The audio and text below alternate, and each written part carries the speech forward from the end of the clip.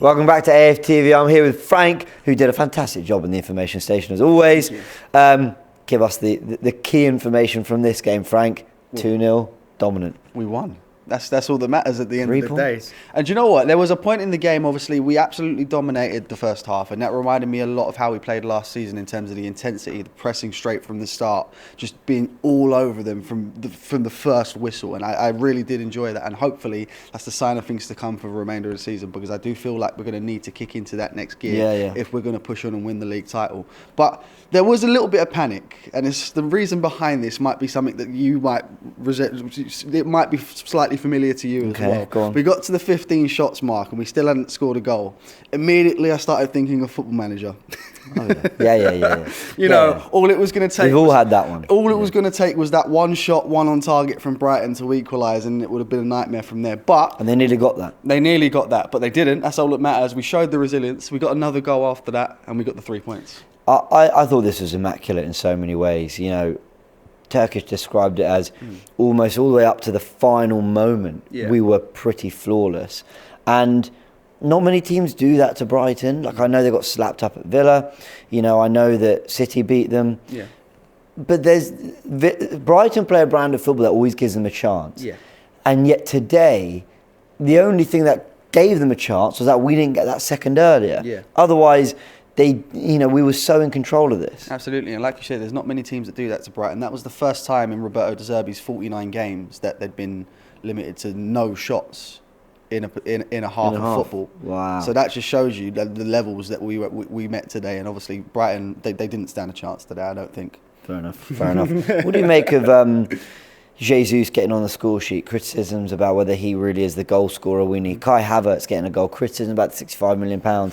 Eddie getting assist. Criticism about his position in the squad. And look, I'm not going to sit here like, smart ass and say that, I didn't have these doubts myself. I had all these doubts myself. And one game doesn't change too much, but you can certainly see a direction of travel we're liking. Absolutely. And I kind of understand the criticism behind Gabriel Jesus. And I'm not saying it's right, but I understand where people are coming from. Obviously, the job of a striker is to score goals. Don't get me wrong, he's still scored 7 goals this season, but only 3 of those in the league. But what people don't realise is the stuff that he does that doesn't involve scoring goals, the way he actually is a creator as well. Obviously, you can see the difference when he's out of the team and someone like an Eddie Nketiah is in the team, the way he's involved in the play and stuff like that. So I feel like people need to get off his back a little bit. Obviously, it's not like we're not scoring goals. It's other people scoring goals. It doesn't have to just be here. We've got other goal scorers in this team, guys. Don't worry. True. And then obviously we go on to Havertz now. I say it every single week. I was very quick to criticise him when I believe criticism was deserved. But he looks like a different player at the moment. And obviously, I love it when I get proved wrong with these kind of things, because it benefits Arsenal, and then that makes me happy. So what's that? 4 in his last 7 or something like that? Yeah. Fantastic return. More than he got in his previous 40 before that, apparently. Absolutely. And, it's a fantastic return. I can't complain at all. If he's going to keep playing like this, keep him in the side. There's no reason not to. But also, he's scoring the goals that people told us he would score. That was running off the ball into a striker's position. That was a striker's goal, like running beyond the defenders, receiving a through ball, stroking it into the back of the net. The goal against Luton, running onto a Jesus header into the box. The Brentford one at the back post. Lons as well. Like, these are goals that are like...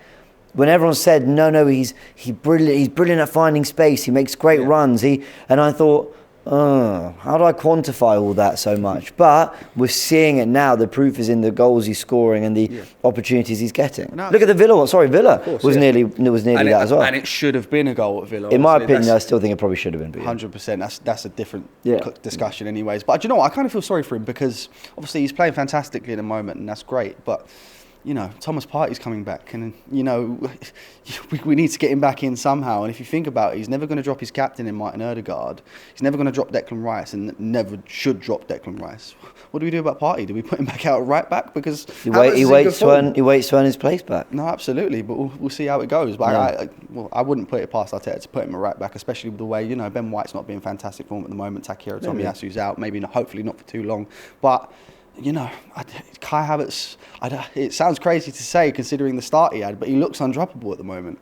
He's playing well. He's playing well for sure. Let's get a last mention. I haven't asked anyone else in fan camps about this player, but Declan Rice. And because you barely go a week without praise for the guy, but just another game. He's ill, and he's still just... running everything in that midfield. Well, not running, because Odegaard and Havertz played their part, but he just feels like such a great base for everyone. No, absolutely, and like you said, he was ill, completely shrugged it, and just absolutely looked like a...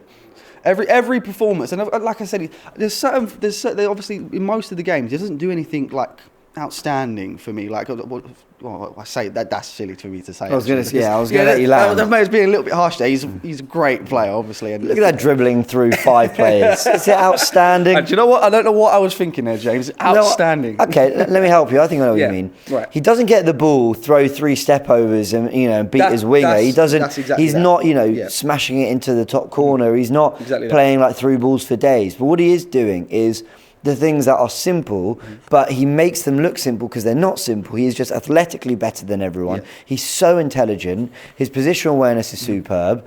And he can do it for a full 90. And so he makes it look easy, but what he's doing isn't. No, absolutely. And we thought we'd be getting this for Partey, but now I can say this quite comfortably, actually. This is the best midfielder we probably had since the likes of, your Patrick Vieira's and stuff like that. And obviously I know there's a few contenders in there, the likes of Fabregas, but I'm talking in terms of the actual midfielder that Patrick Vieira was. Profile-wise, I think Declan Rice is the closest to that we've seen since he left in 2005. And that's really saying something. Few people are starting to say it, so fair play, mate. And lastly, your man of the match? Man of the match, I have to go with Martin Odegaard. I think he was very unlucky. He's great. Very unlucky not to score or assist for that matter as well. Obviously, I think he should have at least got the goal. But overall play, he was fantastic. And, he's been out of form recently, and it was nice to see him put in a good performance on his birthday as well. On his birthday, as Turkish reminded us. Many thanks, mate.